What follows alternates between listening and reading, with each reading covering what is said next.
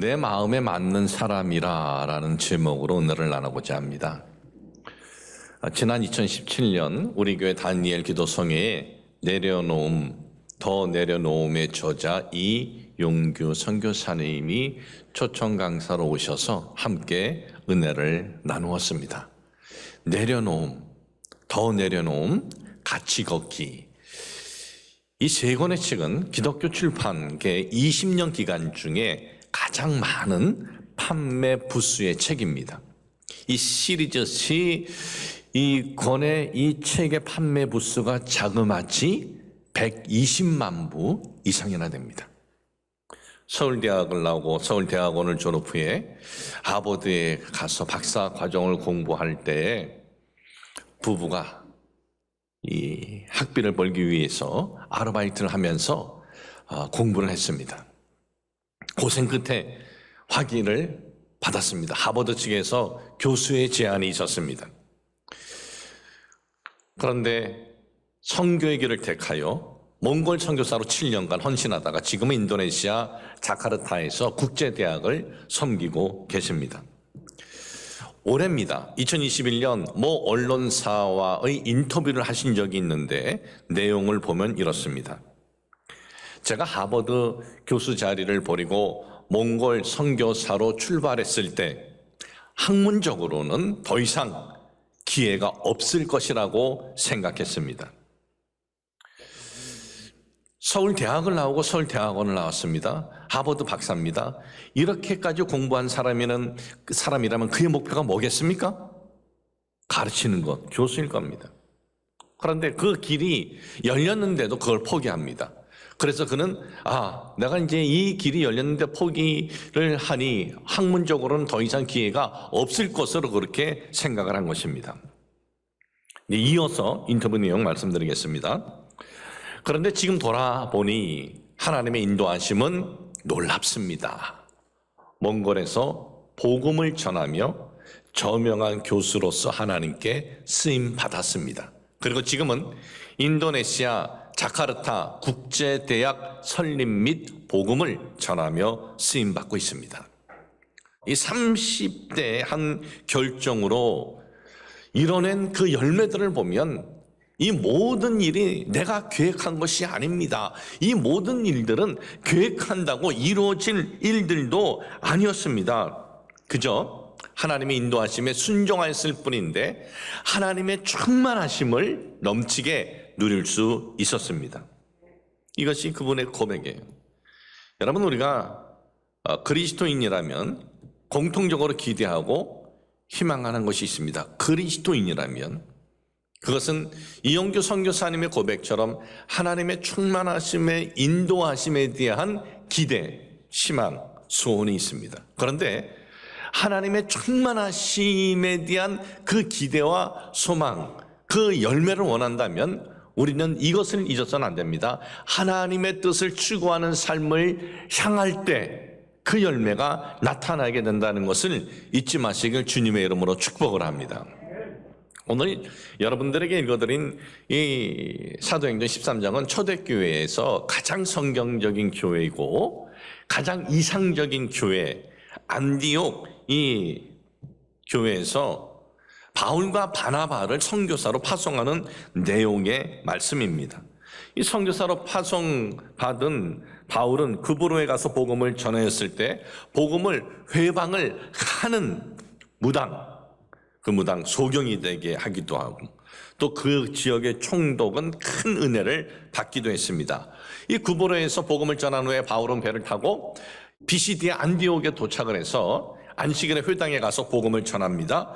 그런데 바울이 인류를 구원하시기 위해서 이 땅에 오신 메시아 예수 그리스도를 전하고 그분을 소개할 때 이렇게 소개합니다. 오늘 여러분들에게 읽어드린 내용입니다.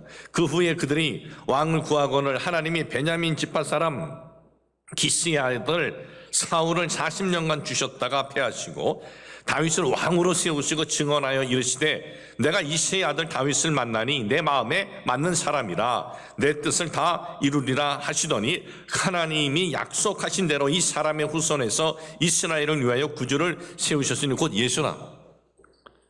이 성경은 그리스도 예수님을 소개할 때 다윗을 같이 그 소개 속에 그의 이름을 놓습니다.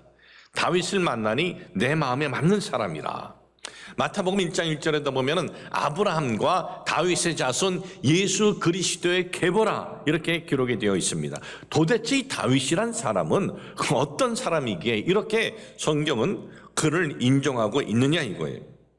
이 다윗이 골리앗과 싸우기 전에 보면 집에서 목동으로 양머리를 돌보며 살았다는 게 전부예요. 이 골리앗을 이기고 나서 잠시 이스라엘의 영으로 떴다가 사울 왕의 핍박으로 인해서 사울 왕의 칼날을 피해 10여 년간 도망자의 삶을 살았습니다. 이 다윗이라는 이 사람이 골리앗과 싸우기 전에 그러면 어떤 사람이었을까? 사무엘상 16장에 보면 하나님께서 사무엘에게 이스라엘의 두 번째 왕은 이새의 아들 중에 있다. 가서 기름을 부으라 하십니다. 이새의 집으로 선지자가 갑니다. 네 아들들 다 데리고 오라 그럽니다. 이 사무엘 선지자 앞으로 큰 아들부터 이제 나오게 됩니다.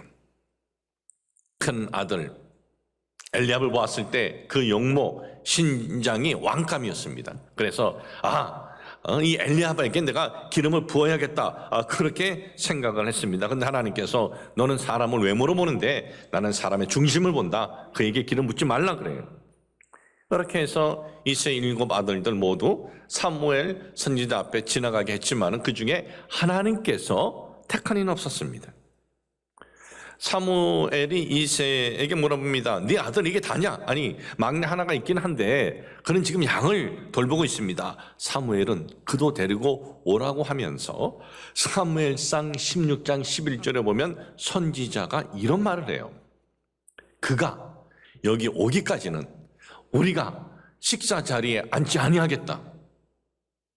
여러분 유대인들에게 있어서 이 식사의 자리라는 것은 굉장히 친교의 자리예요. 식사 준비가 다 되었으니 걔 불러 보았잡니다. 식사나 하자고 했는지 아니면 걔 불러봐도 별 볼 일 없을 것이라고 했는지 모르겠습니다. 그러나 선지자는 그를 보기 전에는 먹지 않겠다고 강경하게 선언한 것으로 봐서 다윗의 그 아버지의 아주 그 부정적으로 그 막내 불러봤자 별 의미 없습니다. 부정적인 언급을 했던 것으로 우리는 볼 수가 있습니다. 이렇게 해서 선지자이 이렇게 강경하게 나가니까 다윗도 옵니다. 선지자 앞에 섭니다. 하나님께서 말씀하십니다. 그를 내가 택했으니 기름을 부어라. 다윗은 아무런 영문도 모른 채 기름 부음을 받은 거예요. 다윗이라는 인물은 성경에 여기서부터 이제 등장하기 시작을 합니다. 이전에 그저 양을 치는 무명의 목동이었으며 그가 어떠한 삶을 어떻게 살았는지에 대한 내용은 없습니다. 그런데 오늘 여러분들에게 봉독해드린 본문에 보면 다윗이란 사람은 이렇게 살았다라는 내용이 여기에 기록되어 있어요. 내가 이새의 아들 다윗을 만나니 내 마음에 맞는 사람이라 내 뜻을 다 이루리라. 하나님께서 다윗을 이스라엘의 왕으로 세우시고 메시아의 조상이 되게 하신 것은 하나님 마음에 맞는 사람이었기 때문이었다라는 거예요. 다윗이 이스라엘의 왕이 될 수 있었던 것은 물맷돌을 잘 돌렸기 때문이 아니에요. 잘 던졌기 때문이 아닙니다. 이스라엘에 그가 왕이 될 수 있었던 것은 사자나 곰과 싸워서 이겼기 때문도 아닙니다. 이스라엘에 그가 왕이 될 수 있었던 것은 골리앗을 무찔렀기 때문도 아닙니다. 다윗이 이스라엘의 왕이 될 수 있었던 것은 용감하였기 때문도 아니에요. 하나님 마음에 드는 사람이었기 때문이었다라는 거예요. 여러분 성경에 다윗이 언급이 나오기 전에 이 다윗이라는 사람이 이렇게 살다가 하나님 마음에 들어서 기름 부음을 받았다라는 그 내용이 그전 내용이 없어서 어떻게 살았는지는 모르지만은 다윗은 어떤 결정적인 결단할 때는 하나님 마음에 맞는 삶을 추구했구나라는 확인할 수 있는 것들이 있어요. 아버지 심부름으로 이제 전쟁에 나가 있는 형들에게 잘 있는지 한번 보고 와라. 블레셋과의 전쟁 중에 있는 그 장소에 왔더니 거인 장수 골리앗이 하나님과 이스라엘 군대를 모욕을 하는 소리를 듣습니다. 이때 다윗이 붕괴합니다. 아니 어떻게 저 이방인이 하나님을 모욕한단 말인가? 이스라엘 군대는 하나님의 군대인데 아니 어떻게 저 이방인이 하나님 군대를 모욕한단 말인가? 여러분, 평상시 우유부단한 삶을 살아온 사람은 어떤 환경 앞에 섰을 때 우유부단합니다. 여러분, 평상시 악한 삶을 살아온 사람은 어떤 환경 앞에 섰을 때 악한 쪽으로 생각을 합니다. 평상시 이익만을 추구하면서 삶을 살아온 사람은 어떤 환경에 섰을 때 내 손의 이익이 무엇인가 계산부터 합니다. 다윗은 하나님의 이름을 모욕하고 하나님으로부터 선택받은 이스라엘 군대를 모욕하는 것을 보면서 그는 안절부절 우유부단하고 있지 않습니다. 이런 환경에서 내가 이렇게 하면은 내가 손해가 뭘까? 아니 내게 이익이 되는 게 뭘까? 그런 계산이 있던 것도 아닙니다. 사무엘상 17장 45절 46절에 보면 다윗이 블레셋 사람에게 이르되 너는 칼과 창과 단창으로 내게 나와 오거니와 나는 만군의 야훼의 이름 곧 네가 모욕하는 이스라엘 군대의 하나님 이름으로 네게 나아가노라. 오늘 야훼께서 너를 내 손에 넘기시리니 내가 너를 쳐서 네 목을 베고 블레셋 군대의 시체를 오늘 공중의 새와 땅의 들짐승에게 주어 온 땅으로 이스라엘의 하나님이 계신 줄을 알게 하겠고, 다윗은 무슨 고백이냐면 지금 이러한 환경에서 내가 이겨서 온 땅으로 하여금 하나님이 누구이신지를 알게 하겠다 이거예요. 여러분, 이런 고백은 청년의 의협심의 고백이 아닙니다. 이런 고백과 이런 결단은요, 순간적인 충동으로 되어지는 것이로 결정되는 것이 아닙니다. 이런 고백은 그런 환경에 있었을 때 하나님의 마음에 맞는 삶을 추구하며 살아왔기 때문에 거인 장수 골리앗 앞에서도 자기의 생명을 잃을 수 있는데도 이런 고백과 결단을 한 것입니다. 그리고 보십시오. 하나님께서 다윗에게 너 골리앗과 한번 붙어봐.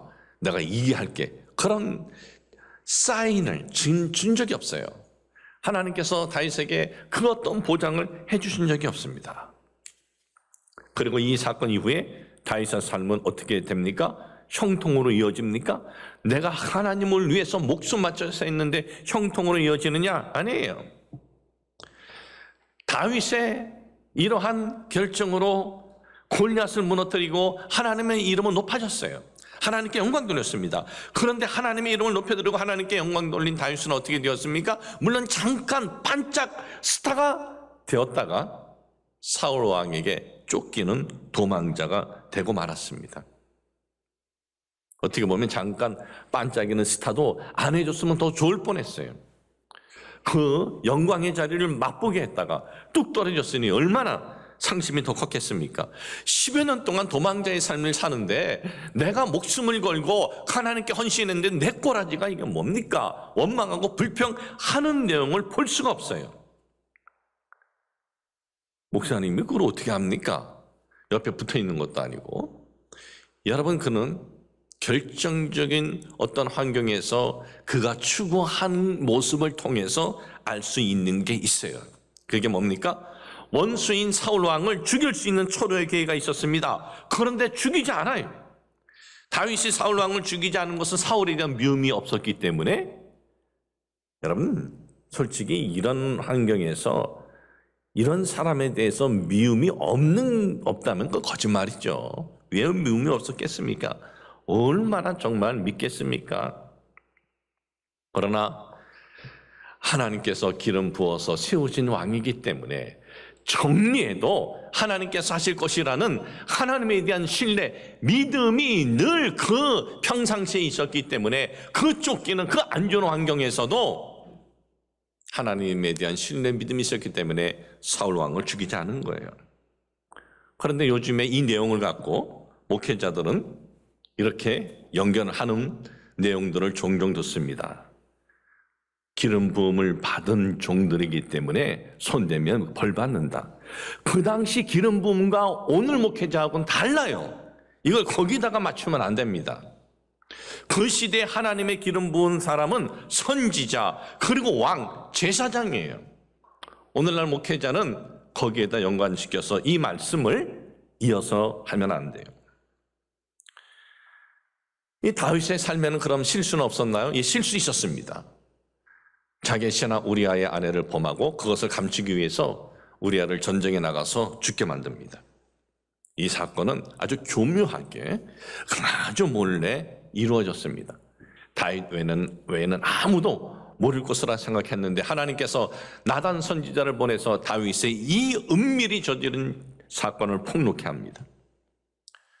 이 사건은 이제 다윗과 나단만 아는 거예요. 나단만 제거해버리면 이 사건은 은폐될 수 있어요.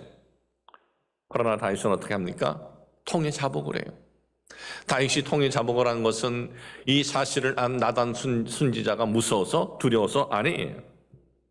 자신이 하나님 마음에 맞지 않는 일을 한 것에 대한 아픔, 속이 상함이 그에게 있었습니다.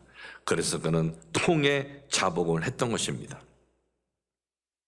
여러분, 일개 목동인 다윗이 이스라엘의 왕이 되고 다윗의 이름이 메시아의 족보에 오르게 되는 영광을 얻게 된 것은 다른 것이 아니었습니다.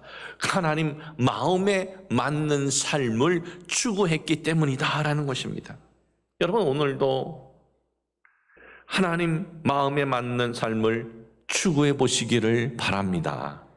하나님께서 세워주시고 하나님께서 인도해 주실 것이고 내가 원하지 않는 어떤 환경에 처했을 때도 그것을 감당케 하실 수 있게 하실 겁니다. 그런데 오늘 우리의 문제는 뭡니까? 우리는 하나님께 열심히 기도도 드리고 하나님께 헌금도 드리고 봉사도 하는데 여러분, 우리가 올 한 해 이렇게 돌아오면서 살아오면서 내가 하나님 마음에 맞는 삶을 살려고 하는 그런 의지를 한번 우리가 가지고 있은 적이 있나요? 어떤 열망은 우리가 가지고 있은 적 있습니까? 여러분, 우리는 물질을 많이 벌려고 하는 열망 있습니다. 자녀가 참 되었으면 하는 그런 소원도 있어요. 그런데 하나님 마음에 드는 삶을 살아야 하겠다는 그러한 열망, 참 그러한 소원은 얼마나 가졌는지 한번 돌아보고 여러분 그런 열망과 그런 소망을 가져보시기를 주님의 이름으로 축복을 합니다. 그럴 때 하나님께서 이렇게 역사하시는구나 우리의 눈으로 보게 되는 은혜가 임하게 될 것입니다. 1983년 2월 교회를 개척을 하러 에콰도르 과자길로 출발할 때 저에게는 두 가지 선택이 있었습니다. 하나는 미국 오랄 로버츠 대학에서 입학 원서가 날라왔습니다. 그러니까 미국 유학의 길이 열려 있었습니다. 파라과이 아순시온 사는 저에게. 저는 미국 오랄 로버츠 대학을 가고 싶은 마음이 컸습니다. 왜냐하면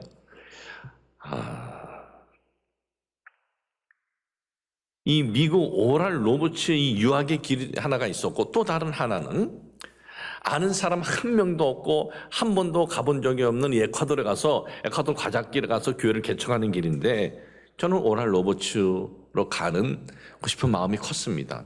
그 이유는 저에게 이런 일이 있었습니다. 고등학교 시절입니다.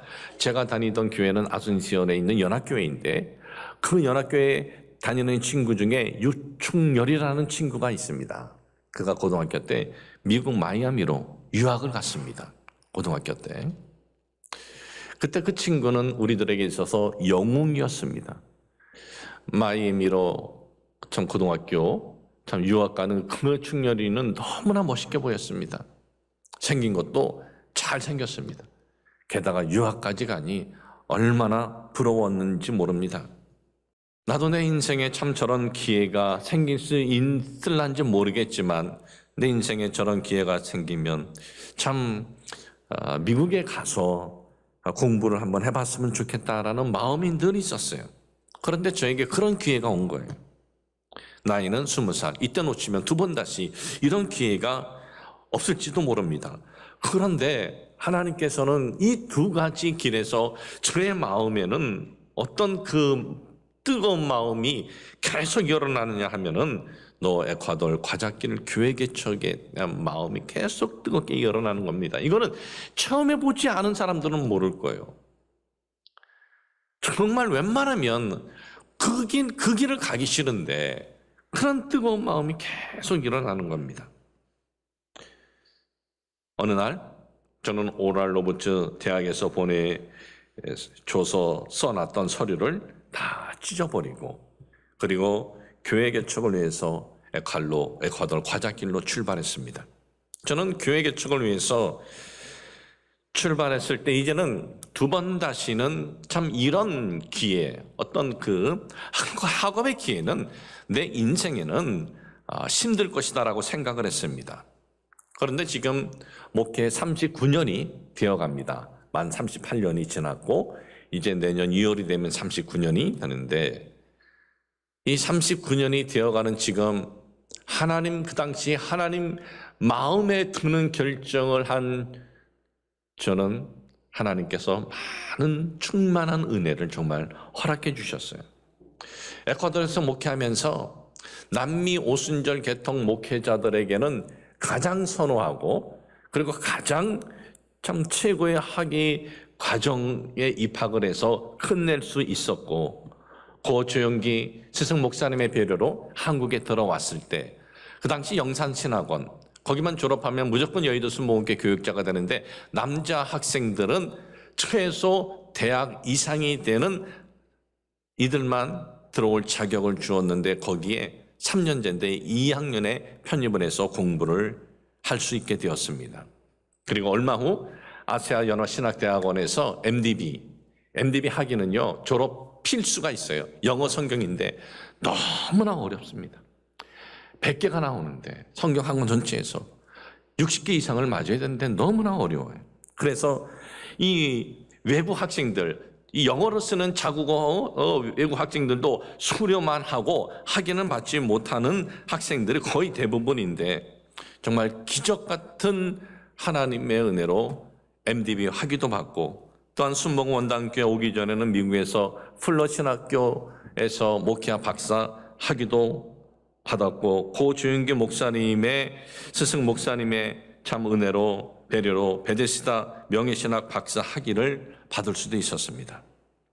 그리고 한국에 들어와서 제가 처음에는 이런 학위가 있기 때문에 한세대 대학원에서 학생들에게 가르쳤습니다. 그렇게 2년 가까이 가르쳤는데 어느 날 내가 목회가 내 이 길이지 이 가르치는 것은 아니다라는 마음이 들어서 그냥 내려놓고 스스로 제가 그만두겠다 하고 내려놓고 이 목회만 하게 되었는데 참 39년 전 내 것을 포기하고 하나님의 뜻에 순종한 것은 나에게 있어서 너무나 큰 축복이었고 은총이었고 하나님을 위해서 내 것의 포기는 하나님이 정말 상상할 수 없는 은총으로 인도함을 받을 수가 있게 되었던 것입니다. 저는 지금도 확실한 믿음이 있습니다. 하나님의 뜻을 추구하는 삶을 우리가 가면요 하나님의 충만하심에 인도하심이 있을 걸 저는 지금도 확실히 믿습니다.